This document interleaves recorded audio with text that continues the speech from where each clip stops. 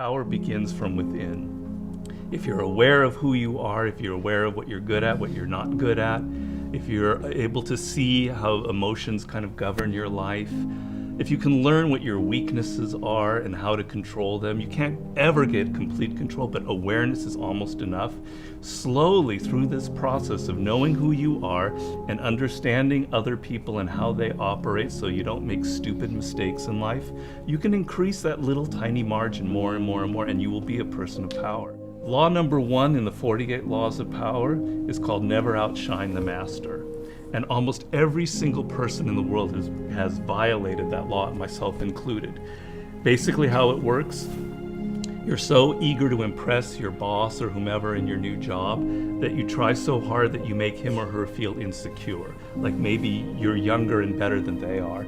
And because of that, you're fired, or something bad happens to you and you never know why. Do you think meditation is allowing you to make more interesting connections because of the quiet?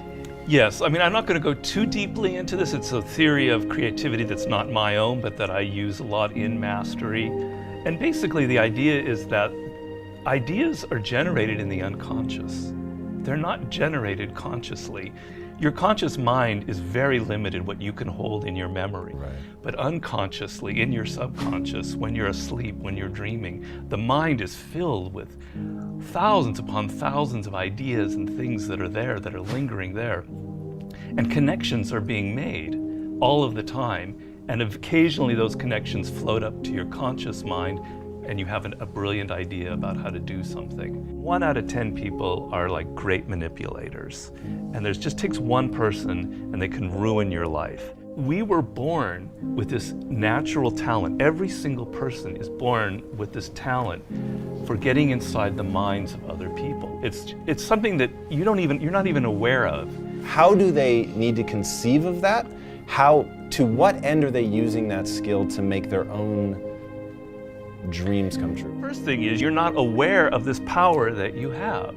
You're walking around in life, I'm not critical because I'm the same, sort of sleepwalking. You're inside hearing your own thoughts day in, day out, like a continually, circling loop in your head. And you're not aware of the fact that if you stop that and you look at other people, a world opens up to you. So what's the first component of that world? Nonverbal communication. 95% of what really matters in communication between people is not through words. Words are used to deceive you, to disguise what people are really thinking. What are just a step or two that they can take down that path starting today? The first thing to understand is the most important, and that it is a skill. If you want to play the piano, you can't just sit down and suddenly play. You've got to practice it. You've got to practice it every day. And if you practice an hour a day, you're going to get better at it. Why are children able to learn and an adult can't? The reason is children don't think that they're superior. They don't think that they already understand the world. They're this small. They're weak. They're defenseless. They have to learn or they're going to die. They have to learn how to speak the language. They have to learn what's going on with their parents, or they're literally going to die. Do you have tricks that you use for ensuring that genius does not become a young man's game, that your books truly get better and better over time? Basically, every time I begin a book, I'm deathly afraid of failing. I feel like, it's not going to sell as well as the last book. I'm losing it. I got to go back to square one. Each project, each thing that you do in life, you have to kind of create that feeling in the gut like, I don't know if I'm going to be able to pull it off.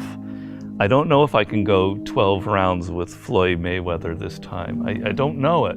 The secret really to success in life, I have to say, is retaining, I talk about this in Mastery, is retaining your childlike qualities.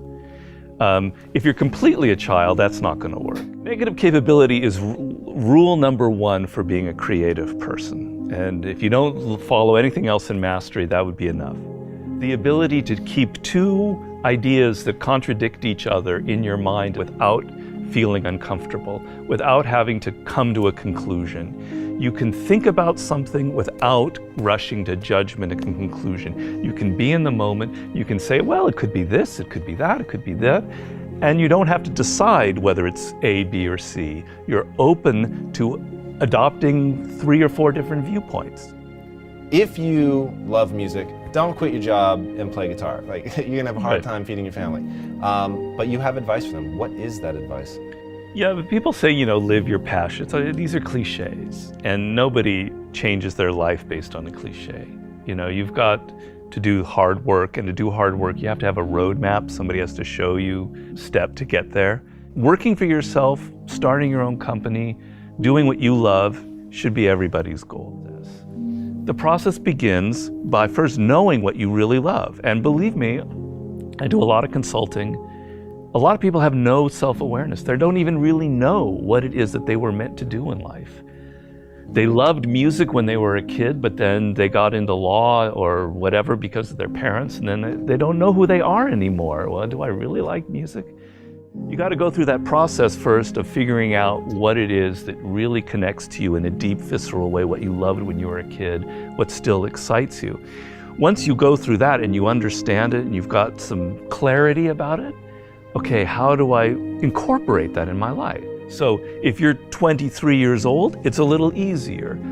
I love music, but I'm not a musician because I've not been practicing it. I just love music. But I have a real good sense of business. I've been studying business and I have an MBA, etc. Okay, I've got to now find a way to craft a career that combines my knowledge of business and my love of music. And if I follow that and I do it smart and I plan it out, eventually what starts out with more business than music will end up becoming more creative as I get better and better at it. How do you prepare somebody to survive that initial stage of boredom and pain? Well, pain is great. You've got to embrace pain. Pain is pleasure. You've got to make the connection between the physical and the mental. Well, you know that when you're exercising, when you're running or you're working out or whatever, it hurts, but it leads to something pleasurable. You have to be able to translate that to mental things. And if you make that switch in your mind, it is mind-blowing what can happen to you. Who are the most messed up people in the world? Spoiled kids. Kids who are given everything, who have a rich father or mother and they don't have to work or try. They are the most messed up people you'll ever meet. Each person, I make this point in Mastery, is born unique. And it's kind of one of those cliches. Yeah. But there's science to it. The science is your DNA will never be repeated. The way your brain is wired will never be repeated. Your experiences in life, you're one of a kind. And it's an amazing thought if you think about it. Of all of the billions of humans that have lived and will ever live, there will never be anybody who is wired like you are wired. And the problem in life is as you get older, you can become more and more like other people. You spend a lot of your time thinking about what other people like, and you're not aware of what you like. You go into careers because you listen to other people. If you look at all of the brilliant people who've succeeded in life, if you look at a Steve Jobs, you look at an Elon Musk, etc., there's nobody else out there like them. You're never going to be able to pinpoint one other person like them. They are completely unique, and those are the people that end up having power in the world. So if you're going to be able to create that website, that blog, that whatever it is, that startup that is different, that has its own niche and reflects you, something good will happen from it. Control people's perceptions of reality and you control them. It's a great military strategy. Comes from the great Colonel Boyd, who invented what's known as the OODA loop. And he came up with the OODA loop, which means orientation, observation, decision, action. You have to observe what is happening, orient yourself into the context of it, decide what you need to do, and act. We want to believe that there are shortcuts to success. We want to believe we can take a drug or we can do something that'll make it quick and easy. But the truth is, it takes grit. It takes persistence. So it's hard to understand what could happen to you in 10 years in a visceral gut way of what it means to have failed in life. And to me, failure in life is not having money. It's not realizing your potential. You're 60 years old and you said, I could have been this, and I never did it. That's like the worst thought I think anybody can have. And you don't think about it in the moment because your life is okay, but you've got to wake up and understand that there's an urgency here, and that if you're not practicing something now, if you're not aware, if you don't have a path towards something better, you're rotting on the vine, and that day of reckoning will come at some point, and it will be painful. You're not going to feel it suddenly, it'll be slow, but it'll come and it won't be good. Just being aware that you now have a plan is enough to lift you out of that depression. Okay, I'm working at Burger King, but I know I'm going to get to this community college and get a degree here after I save enough money. Having a goal is like, will change you completely from being depressed or not taking care of yourself to being energized and moving in the right direction.